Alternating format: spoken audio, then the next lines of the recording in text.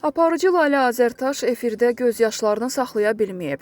Aparıcı təsir dairəsi proqramına qatılan bir şəxsin vəfat xəbərini eşidib. Daimi izləyicilərimiz Katib babanı tanıyır. Ona yardım edirdim. Qocalar evinə yerləşdirmək istəyirdik. Hər ad günümdə mənə gül alıb gətirirdi. Biri mənə yazdı ki, Katib baba vəfat edib və dəfn olunub deyən Lalə Azərtaş ağlayıb. Bu ərəfələrdə fərqli şeylər oxuyuram.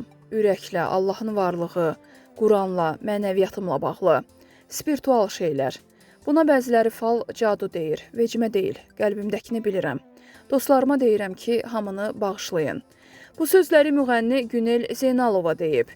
Sənətçi ona Türkiyəli müğənni Ebru Gündeşlə bağlı ən çox ünvanlanan suala cavab verib. Mənə həmişə sual verirsiniz.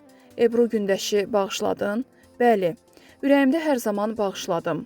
Zikr edib bir ad deyirdim. Onu da bitirdim. Özümə qadağa qoydum. Qeyd edək ki, Ebru Gündeş, Günelin keçmiş nişanlısı iş adamı Reza Zərrabla ailə qurub.